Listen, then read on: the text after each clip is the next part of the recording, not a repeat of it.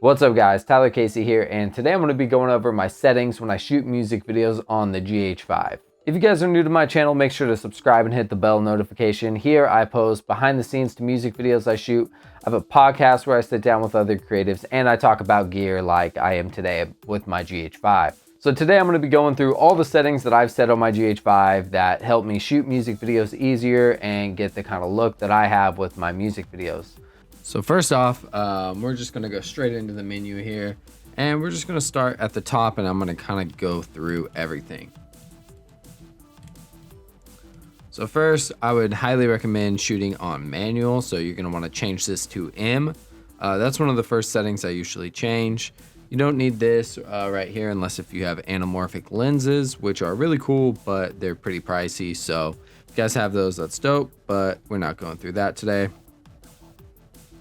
And you can change this right here. You can change your shutter speed to shutter angle, which is more similar to like a RED camera. So now we can see that it's changed to 180 degrees right there.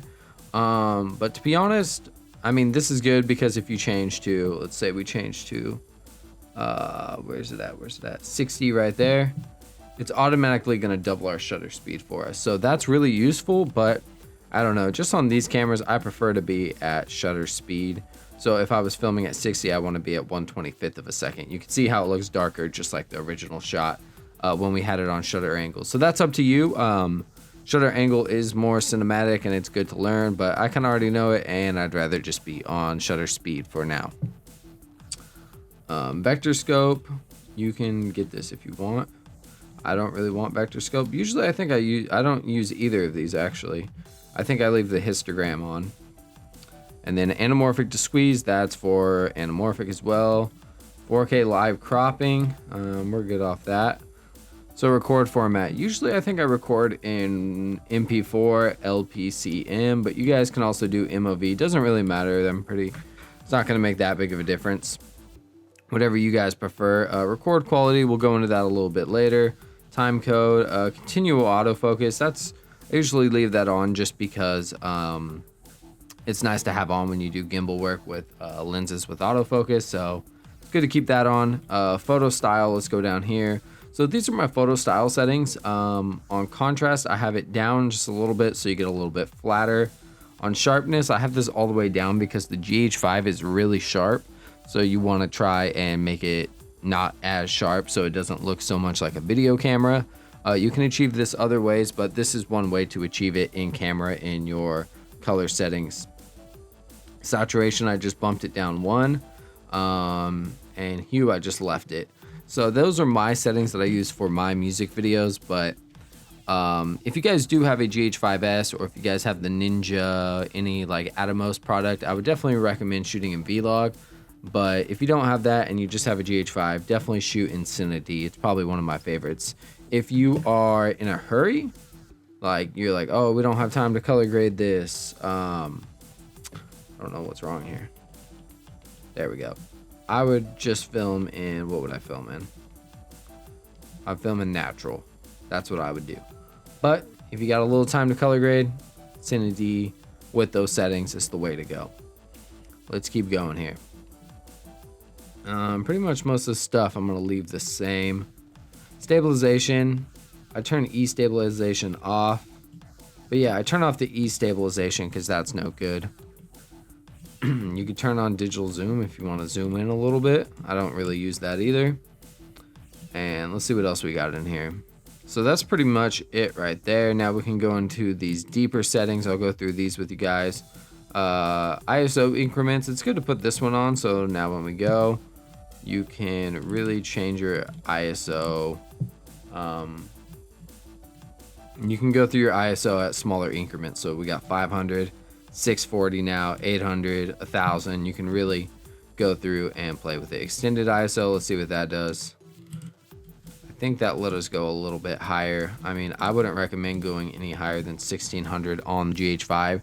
GH5s, obviously you could go a little bit higher up. Eye sensor, I hate the eye sensor. I turn that off if you guys want to change it. And then I also like to turn histogram on, and I like to turn peaking on, and I'd actually like to turn on the guidelines.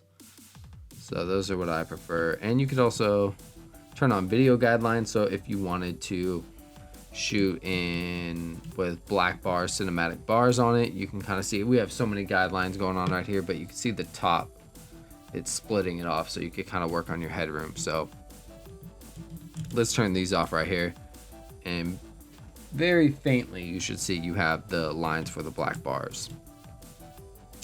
So that's pretty much it. Put zebra pattern 1 on so you could see, like, let's see if something's blown out, you'll see the zebra patterns, so you can know if something's blown out or not, if you're getting exposure correct. And manual focus guide, that's pretty useful. That's when you go to focus before and you get this punched in little box. That's really useful, especially for setting focus on people's eyes and whatnot. And yeah, that's about it right here. So I'm gonna go into my settings. So right now we're on M, the regular mode, the movie mode. So usually when I'm shooting on this, I will shoot on 4K 10-bit 24 frames per second. I always try and film 10-bit whenever I can.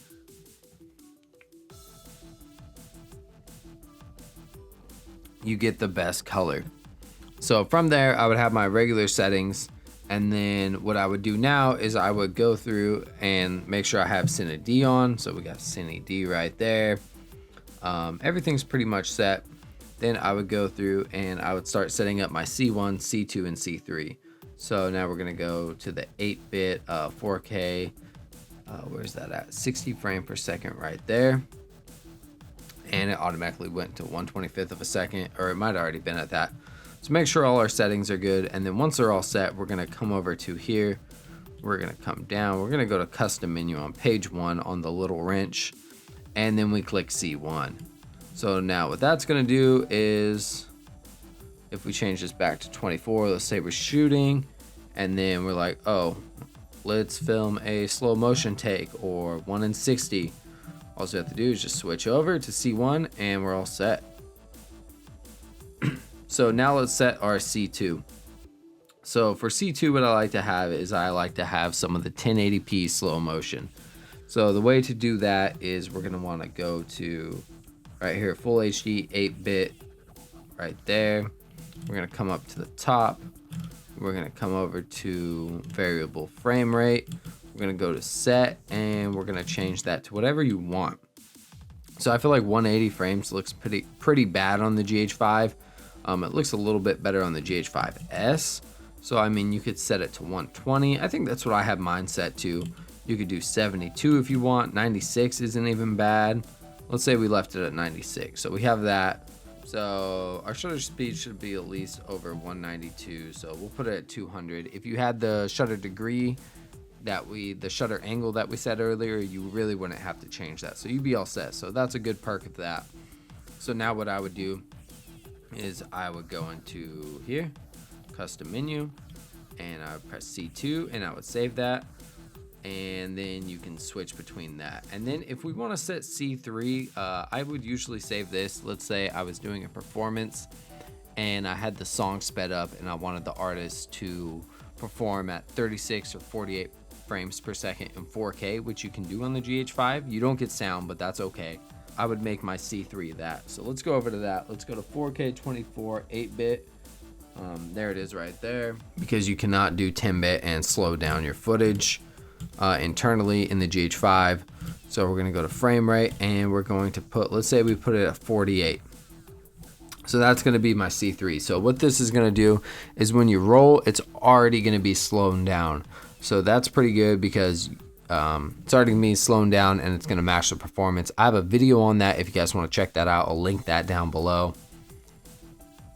But that's pretty much it. That's pretty much my basic settings. Usually I'll have 2 SD cards in my GH5 just for the heck of it, just to make sure I don't roll over. White balance. Sometimes I just use the daylight, cloudy.